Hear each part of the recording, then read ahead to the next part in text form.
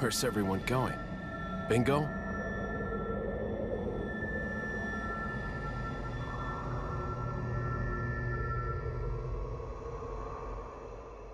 Okay, so yeah, we just went back and beat Delago. The thing. We didn't need to show that a second time. No. Although I did do some sick boat drifting. Yes, you did. That was insane. I actually thought you were going to get through not hitting any of those floating masses. You just clipped... The boat controls for that section are so weird. Yeah, you clipped the last one, too. It's like you should have made that. So this is another instance where I'm not sure of how much exploring you can do when you get into this chapter. I know you can go back across the lake now, and you get the scene with the Colmillos, and we'll go do that. Because we have to get the key here to get into the church. Yeah, go back onto the boat and see if you can go into the merchant's area, see if it's still barred off. Oh no, the merchant's area is open now. It's open now? Because okay. the merchant's area is for those who don't know, there's a merchant in the lake. I think that's pretty common knowledge, and you have to take the boat out to him now to go get to him. Also, if you look at the texture, the texture is over Leon's jacket, like his clothing. Yeah, it was over his elbow pads, definitely. I was like, what the heck? It was actually leaping off of that, too. Oh, well, you know why it was over his elbow pads? I don't think he's supposed to have them. Because remember, we have the vest on. Right. You know... So it's probably just like a generic texture applied to his whole model. Yeah. And normally you won't see that, because you don't have that at this point in the game. Right. You know, another argument I could make to that is, it could just be him having an intense hallucination, too. I mean, who knows, to be honest. I mean, there's so many cliches they utilize in this from B-movie horror that... I accidentally hit skip. Oh, well. Oh, whatever. Who cares? It's just hunting him. That's already over. So, yeah, it's... You're in one movie and 2 games. You're not important. Let's see. I'm gonna go ahead and use that. Just because... Oh my gosh, you know what I've never thought of trying before? What? When we're fighting Salazar, flash grenade him. So this is, telling us about... That's from Luis, even though it doesn't say it's from Luis. It's from Luis. You got the smoke? You got gum. Oh, get on my crap. Oh, gotta check this. Oh, no. Nothing unusual. I hate to do it. Kelsey and I have been talking about that in, Silent Hill, about how there are so many messages in Silent Hill 2 that are just, there's nothing of interest here. Yeah, that's... So, you can shoot fish here. Our inventory is completely full, and so is our health, so there's really no point in doing that. And you can harpoon them, too. But, so this is to go over to the merchant. Yeah, okay. It's probably open. I never really went and looked back here previously. I just remember that there is boat access and everything in there. From this is a weird game. merchant shack, too. Yeah. Because it's like... Because, this is the most pointless merchant compared to, like, other places in this game. Because, like, this one's really out here. Like, the village... Like, I don't even know who's coming to this one.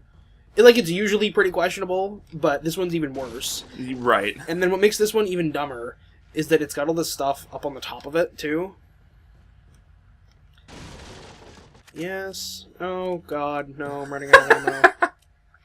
Well, hey, mix the green herb with your 2-pack.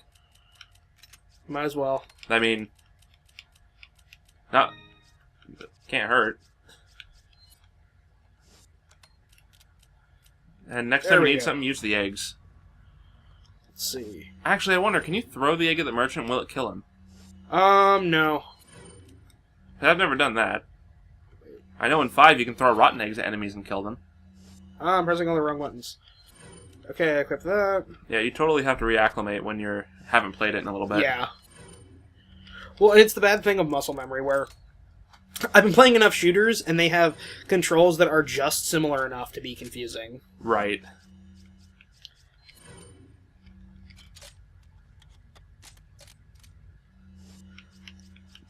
That has got to be one of the coolest guns in the game, dude. Mine thrower? Oh, yeah. I like the mine thrower so much better now that I've actually used it a little bit. Like, here's my thing about the mine thrower. The mine thrower, if you're not playing around and having fun, is not a good gun. But if you're doing this like what we're doing, it's a perfectly fine gun. Because, like, okay, look at our, like, real estate and our inventory right now. Right. I would not give up inventory space to have that. No. If I was playing, like, this game seriously. You know, it's not the kind of gun that would be good to play through the first time, which is really what the point is. And yeah, this is also the... Come on, give me the prompt. One where you can get behind the counter. Oh, I am behind the counter. Yeah, exactly. We can get the Punisher now. But I don't have any inventory space to hold it. Oh, what am I going to sell here? Oh, you can combine the elegant mask stuff. Antique pipe, we can sell that. We can't.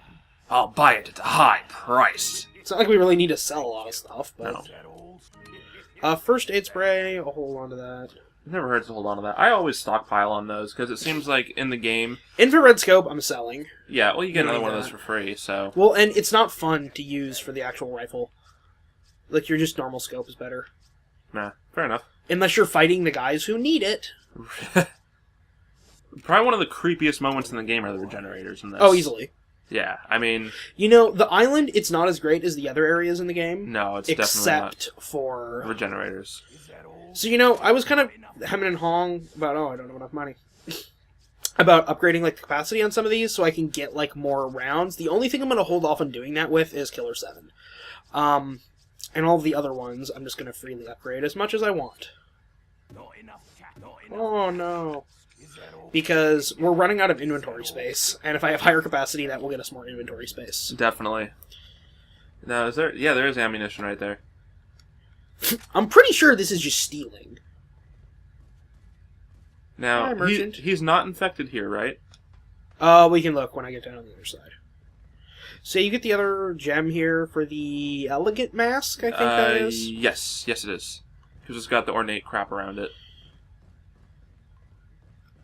He is not infected Not yet. infected. Cool. I like how they're showcasing, like, the Tommy gun. Well, I like how they're showcasing like, artillery shells. Oh, why not? Actually, in all fairness, the castle. Oh, yeah. I mean, you could argue that, even though it's clearly a Also, cannon. you exit this cave in a straight line. It is very clearly not a straight line. So now we'll go see the Camilos. That means wolf. It's not a very creative name. I mean, it's a different language, so I guess. It's not creative at all, no. Oh, yeah, I even have a good gun. Like, I like... You know, it's so disappointing that you only get this scene if you go back over here, because it's one of the creepiest introductions in the game. Right. You know, the one thing I miss so much from the older Resident Evil games is them, like, not so much creating the names or coming up with names, but... Because, yeah, this is such a creepy intro. Look Yeah. at how creepy this enemy is.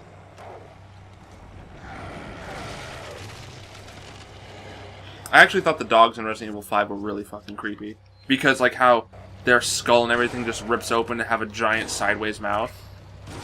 But, no, when it came to, like, the names of so many of the enemies, like, one of my favorite things is, like, how they would take classic horror-related tropes, whether it be from one language or another, and apply that name to a creature they've crafted. Like, in Code Veronica, you've got Nosferatu.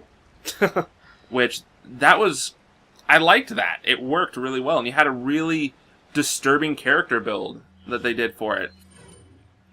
So, I guess, you know, I was saying a second ago, it's disappointing this scene isn't somewhere else in the game. You know, having it here doesn't actually make a lot of sense, because if you do come back over here, it's kind of like ruining the impact of the actual headbursters. Because that introduction is going to be here in like 30 seconds. Right. So, I don't know, I feel like they need to introduce the wolves later. Yeah, because you're introduced to them... Because you can't really introduce the wolves and the guys here at the same time and not lessen the impact of one of them. That's right, yeah. Because you obviously want those to both have a good introduction. Well, yeah, when you're introducing something that changes the way you have to look at the enemies... It's like, yeah, headshots are good, but, I mean, you have run the risk of this. And also, well, keep an eye on, like, the people, everybody at home. I mean, we will do it too, but of our timescale here, because you do this whole game in a night. This whole game takes place in one day. Right. Because it was day, and now it is night, and it is night until we are off the island. That's true. So we have...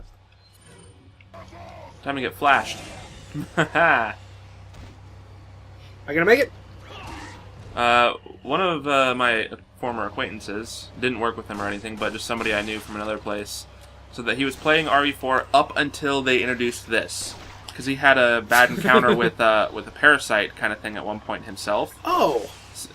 So it was like, I don't remember what it was, but end result was he said that whenever it got, like, he could not play this game ever again because when they got to where they first introduced the parasite bursting out of the skull thing, he immediately lost his Well, mind. if that's if his litmus is creepy, weird, tentacly parasite things, Don't go to for Japan. being creeped. No, it's more of, well, I hope he didn't play a lot of horror after RE4.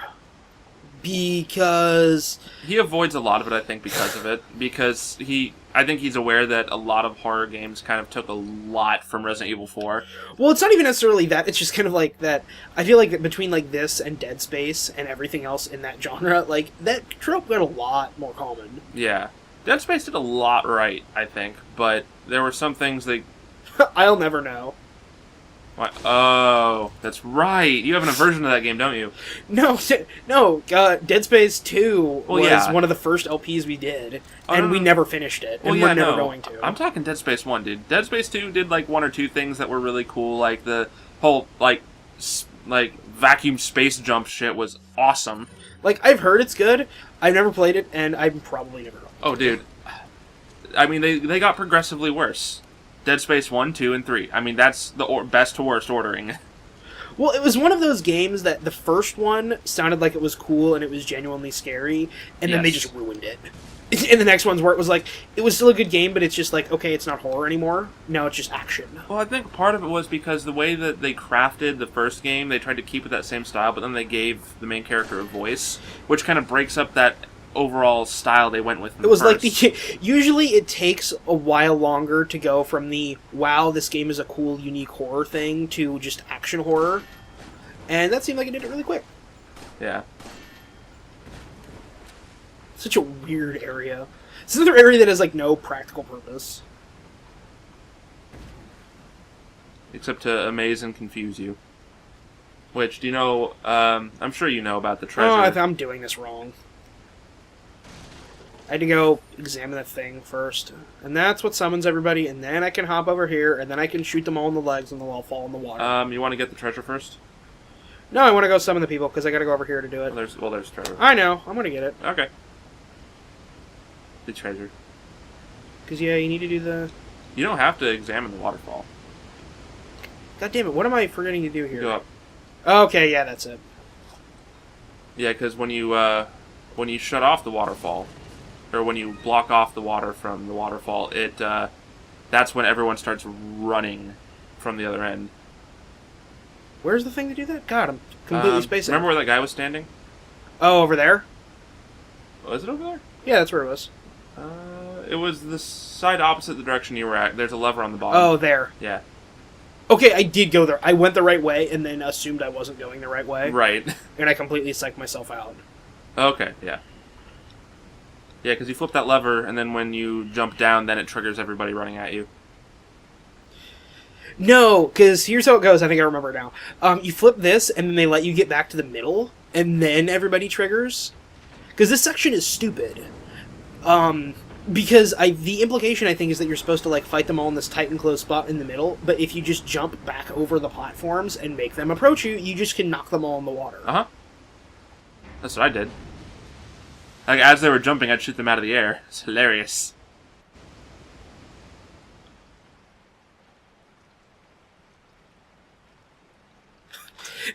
I love, like, the video game puzzles like this that are...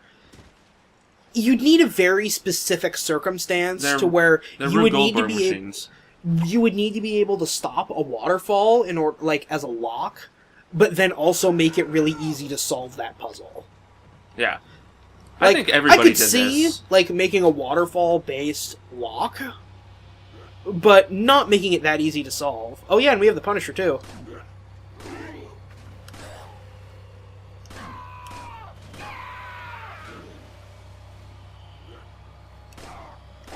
There's not a single person that did not, like, jump across this to do this, I think. Maybe not their first playthrough, but every playthrough after that, they did this. Because let's face it, this is one of those games where people played through it more than once, most likely. It's interesting to hear the statistics for stuff like that, because that's come out for a few games now, of like, now that they have like always online for stuff, like they can monitor like who's playing through stuff and how they're playing through it. Yeah, just to see and a what lot of that people's, information's been really cool when it's come Right. out, and like really revealing about about how small a part of demographic you are. Because I think it was like Mass Effect 3, I think, or they came out and said like 90% of the people played through that game is male soldier. Really? Yeah. That's kind of cool, but at the same time, it's like... Well, it's kind of like, really? You picked the most boring one, the most boring class. Biotic for the win, man. Shoot guys. See, biotics were fun in the first one when it actually had physics. And then when biotics just became, you hurt like a different... I just knifed a bat. Yeah. But then when biotics just kind of turned into, oh, it's a different kind of shield that you have to take down, I kind of got disappointed with it. Well, what it was is they made it too... Some of the stuff they made too difficult to get your hands on for the fun abilities in the second game for Biotic. It's in the second and third one. The third one did it better, but my two favorite classes going through the whole series were Vanguard and Infiltrator. See, no matter what I was playing, I always tried to boost up... the tech gun hybrid and the biotic gun hybrid.